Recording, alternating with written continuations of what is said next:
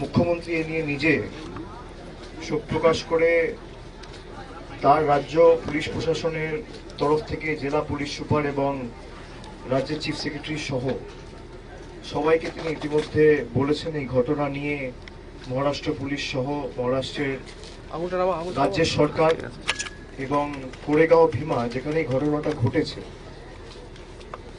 সেখানকার পুলিশ প্রশাসনের সাথে কথা বলে যাদের কঠোরতম শাস্তি হয় যারা এর সাথে যুক্ত। এবং সংবাদ মাধ্যমে আপনারা যারা রয়েছেন সাংবাদিক বন্ধুরা, সুখেনের যে ভিডিওটা সমাজ মাধ্যমে বিভিন্ন জায়গায় রয়েছে আপনারা দেখেছেন, মানে যে নৃশংস বর্বরোচিত ভাবে তাকে আঘাত করা হয়েছে, মারা হয়েছে, তার দেহের দিকেও তাকানো যাচ্ছে না। এবং আমি তার পরিবারের দুই ভাই, তারা তিনজন একসাথে কাজ করতেন কোরেগাঁও ভীমার একটা অটো পার্ট ম্যানুফ্যাকচারিং একটা কোম্পানিতে, এবং 2009 থেকে তারা সেখানে আছে। তার ভাই যে আমাকে বললো, বড় ভাই, তিনি প্রায় 2009 থেকে সে কোম্পানিতে কাজ করছে। তো আজকে নেই করেও 16-17 বছর হয়ে গেল। এবং সুখেনের যে শিফটটা ছিল 3:30 থেকে রাত্রি 11:30 অব্দি ওর ডিউটি আওয়ার ছিল। ও 3টের সময় বেরোয়, তারপর তার বড় ভাই তাকে ফোনে যোগাযোগ করার চেষ্টা করে। সন্ধ্যেবেলা একবার ফোন করেছিল, ফোন বন্ধ ছিল। পরবর্তীকালে রাত্রিবেলা 12টার সময় ফোন করে, তখনও ফোনে পাইনি। সকালবেলা তিনি তার ডিউটি সেরে সকাল 7টায় নিজের কোয়ার্টারে ফিরে এসে 7টা সাড়ে 7টার সময় আবার ফোন করে, ফোনে পাইনি। হঠাৎ করে বেলার দিকে তাকে পুলিশ প্রশাসন ফোন করে জানায় যে তার ভাইয়ের চোট লেগেছে। তারপর গিয়ে তিনি তার ভাইয়ের মৃতদেহ দেখে প্রায় ভেঙেই পড়েছে, সেখানেই প্রায় অজ্ঞান হয়ে যাওয়ার মতো। এবং পরিবারের তার বাবা রয়েছেন, তার মা রয়েছেন, তার এক বোন রয়েছে। সুখেনরা 3 ভাই ছিল এবং বেশি তো বয়স না, 30-31 বছর বয়সের একটা তরতাজা যুবক। কি কারণে মৃত্যু, কেন মৃত্যু, এগুলো তো সবই তদন্ত সাপেক্ষ। আমি কোনো মৃত্যু নিয়ে রাজনীতি করি না, কিন্তু গত 6-8 মাসে একাধিক ঘটনা, বিশেষ করে বিজেপি শাসিত যে রাজ্যগুলো রয়েছে, মহারাষ্ট্রে আমরা যেমন দেখেছি, হরিয়ানাতে দেখেছি, কিছুদিন আগেও রঘুনাথপুরের প্রায় 7 জন যুবক, 8 জন যুবক, ছত্তিশগড়ে তাদের হেনস্থা করা হয়েছে। উড়িষ্যায় প্রায় 6-7 জনকে টর্চার করা হয়েছে। একজন এসটি আদিবাসী ছেলে 1 মাস আগে আমরা জানুয়ারিতে উড়িষ্যায় তাকে বাংলাদেশি বলে দাগিয়ে দেওয়া হয়েছে। হরিয়ানায় টর্চার করা হয়েছে। আমি তার সাথে এই ঘটনাকে যুক্ত করতে চাই না, তার কারণ পুলিশ তদন্ত করছে এবং সবকিছু তদন্ত সাপেক্ষ। আমাদের তরফ থেকে, আমরা যেমন রাজ্যের তরফ থেকে মুখ্যমন্ত্রীর নির্দেশে রাজ্যের প্রশাসনের দায়িত্বে যারা রয়েছেন, জেলা প্রশাসনের দায়িত্বে যারা রয়েছেন, তারা মহারাষ্ট্র পুলিশ এবং কোরেগাঁও ভীমার নির্দিষ্ট সেই এলাকার পুলিশ প্রধান বা দায়িত্বে যারা রয়েছে সেই প্রশাসনের কাউন্টার পার্টের সাথে কথা বলবেন। কিন্তু তার সাথে সাথে 7-10 দিনের মধ্যে কোন রকম কোনো ব্যবস্থা না নিলে, এবং যারা করেছে শুধু ব্যবস্থা নিলেই তো হলো না। আমরা দেখেছি বিজেপি শাসিত রাজ্যে একটা লোক এমনকি খুন, অপহরণ, ধর্ষণের মতো অপরাধ করার পরেও বেল পেয়ে বাইরে চলে আসে। তাদের বিরুদ্ধে চার্জ ফ্রেম করা, ট্রায়াল শুরু করা এবং নির্দিষ্ট সময়সীমার মধ্যে ট্রায়াল শেষ করে অভিযুক্তদের দোষী সাব্যস্ত করা, এই দায়িত্বটা মহারাষ্ট্র পুলিশের। আর তারা যদি না পারে, তারা কেস ট্রান্সফার করে দিক স্টেটে। আমি 50 দিনের মধ্যে ব্যবস্থা নিয়ে দেখাবো। খালি একটা লোককে আমি 2 দিনের জন্য, 4 দিনের জন্য, 7 দিনের জন্য একটা মার্ডার কেসে অভিযুক্ত, তাকে ঢুকিয়ে দিলাম, নিয়ে আবার বেলে বার করে দিলাম, তাহলে তো হবে না। যদি তার বেল হয়, বেল ক্যান্সেলেশনের জন্য ফাইল করতে হবে। সেক্ষেত্রে পরিবারকে যা আইনি সাহায্য সহযোগিতা লাগবে আমরা করব। আমাদের দলের যতটুকু সামর্থ্য, সীমাবদ্ধ সামর্থ্য রয়েছে, আমরা নিশ্চিতভাবে পরিবারের সাথে আমি কথা বলেছি, তার বাবাকে আমি আশ্বাস দিয়েছি যে আপনাদের যেখানে যে আইনি সাহায্য, সহায়তা, সহযোগিতা লাগবে আমরা সেগুলো করব। এবং যারা এর সাথে যুক্ত, জাতি, ধর্ম, দলমত নির্বিশেষে তাদের কঠোর শাস্তি আমরা দাবি করছি। আমি শুনেছি ইতিমধ্যেই একজনকে পুলিশ গ্রেফতার করেছে, কিন্তু আরো কয়েকজন এর সাথে যুক্ত রয়েছে। আমরা যতটুকু খবর পেয়েছি, যারাই এর সাথে যুক্ত সেখানে যা এভিডেন্স থাকবে, সিসিটিভি ফুটেজ থাকুক, ফোনের টাওয়ার লোকেশন ধরে কারা সেখানে ছিল, কি কারণে বচসা, কিভাবে এইভাবে তাকে মারা হয়েছে, আঘাত করা হয়েছে, তার শরীরের দিকে তো তাকানো যাচ্ছে না। যারা এই ঘটনা ঘটালো তাদের সবাইকে চিহ্নিত করে তাদের বিরুদ্ধে ব্যবস্থা নেওয়া, এবং ব্যবস্থা নিয়ে যেটা আমি আগেও বললাম যে দোষী সাব্যস্ত করে ট্রায়াল কমপ্লিট করে as early as possible trial প্রথমে চালু করতে হবে, তারপর ট্রায়াল কমপ্লিট করতে হবে। বিজেপি যে সমস্ত তদন্তকারী সংস্থাগুলোকে পরিচালিত করে, ট্রায়াল নিয়ে তাদের যা দুর্নাম, বদনাম বা সুনাম, সেগুলো তো জনসমক্ষে রয়েছে। একাধিক তদন্ত চলছে, কিন্তু 10 বছর আগের তদন্ত এখনো পর্যন্ত ট্রায়াল শুরুই হয়নি। সেই ট্রায়ালগুলো আপনাকে নির্দিষ্ট সময় শুরু করতে হবে। লোয়ার কোর্টে যদি দোষীর কোন রকম বেলের কোনো সম্ভাবনা থাকে তাহলে হাইকোর্টে অ্যাপিল করতে হবে, হাইকোর্ট থেকে সুপ্রিম কোর্ট যেতে হবে। সে আইনি লড়াইগুলো ধাপে ধাপে পরিবারকে লড়তে হবে। দলগতভাবে আমরা সাহায্য সহযোগিতা করব। আমরা এই নিয়ে যতদূর যাওয়ার যাব। আমি এটা নিয়ে কোনো রাজনৈতিক মন্তব্য করব না, তবে আমি অনুরোধ করব, পুরুলিয়া জেলায় বিজেপির সাংসদ রয়েছে, আমরা যেভাবে তৎপরতার সাথে রাজ্য পুলিশ প্রশাসন এটা মহারাষ্ট্রের সাথে, মহারাষ্ট্র পুলিশের সাথে, মহারাষ্ট্রের রাজ্য সরকারের সাথে টেক আপ করেছে, মহারাষ্ট্রের সরকার বিজেপির, আমি আশা করব পুরুলিয়ার বিজেপির সাংসদ জ্যোতির্ময় মাহাতো একই তৎপরতার সাথে, একইভাবে উদ্যোগ নিয়ে যারা এই অপরাধের সাথে যুক্ত তাদের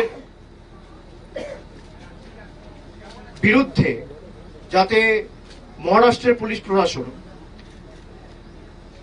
দ্রুত ব্যবস্থা নিয়ে ট্রায়াল কমপ্লিট করে তাদের দোষী সাব্যস্ত করে, সে নিয়েও দরকার হলে মহারাষ্ট্রের মুখ্যমন্ত্রী এবং দরকার হলে কেন্দ্রের স্বরাষ্ট্রমন্ত্রীর সাথেও কথা বলবে।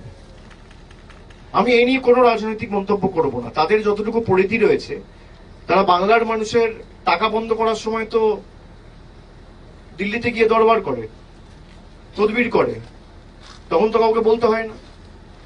কিন্তু মানুষ যখন প্রাণে মারা যাচ্ছে, আর অন্য রাজ্যগুলোতে তো হচ্ছে না, এটা খালি বিজেপি শাসিত রাজ্যগুলোতে হচ্ছে।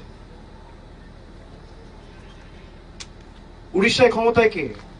মহারাষ্ট্রে ক্ষমতায় কে?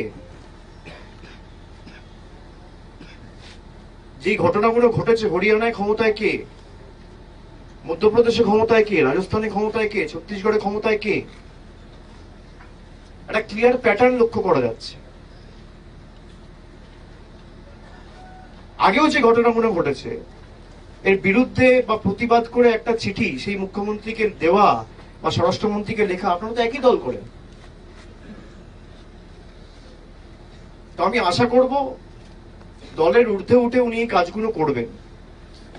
আমরা আমাদের তরফ থেকে যতটুকু ফলো আপ করা আমরা নিশ্চয়ই করব, এবং এই পরিবারকে কথা দিয়েছি 10 দিন পরে দরকার হলে আমাদের 3-4 জন এমএলএর সাথে পরিবারের 2-3 জন নিয়ে আমরা 6-7 জনের একটা ডেলিগেশন মহারাষ্ট্রে পাঠাবো। আজকে 13 তারিখ, 24-25 তারিখের পর যদি কোনো সুরাহা না হয় এবং দোষীরা বা অপরাধীরা যদি ধরা না পড়ে, এবং ধরা পড়ার পরেও যাতে ট্রায়াল যত দ্রুত সম্ভব শুরু হয়, আইনি প্রক্রিয়াও তাদের সাহায্য করার জন্য দরকার হলে আমাদের দুবার, চারবার, পাঁচবার যা প্রতিনিধি দল এখান থেকে পাঠাতে হবে আমরা পাঠাবো, এবং আমাদের সামর্থ্য অনুযায়ী যতটুকু এখতিয়ার আমাদের রয়েছে আমরা নিশ্চিতভাবে তাদের পাশে দাঁড়াবো। এটা আমাদের কর্তব্য, এটা আমাদের দায়িত্ব, এটা আমাদের দায়বদ্ধতা।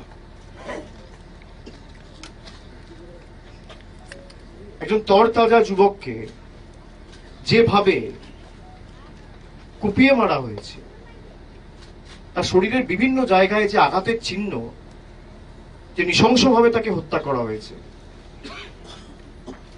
এর বিরুদ্ধে আমার মনে হয় জাতি ধর্ম নির্বিশেষে, দলমত নির্বিশেষে সবার প্রতিবাদ করা উচিত। কেন করবেন? আমরা যখনই এই খবরটা পেয়েছি, আমার কাছে যখনই হোয়াটসঅ্যাপে ইনফরমেশনটা এসছে, আমরা সঙ্গে সঙ্গে ওর বড় ভাইয়ের সাথে যোগাযোগ করে তাকে এখানে ফিরিয়ে আনার ব্যবস্থা। ওখানে তো কিছু দিশেহারা অবস্থা। পুলিশ একবার বলছে পোস্টমর্টম করতে হবে, একবার বলছে মর্গে যেতে হবে, একবার বলছে বাড়ি নিয়ে চলো, একবার বলছে কোথায় ছিল দেখাও। ওদের তো পাশে দাঁড়ানোর মতো কোনো অভিভাবক ছিল না।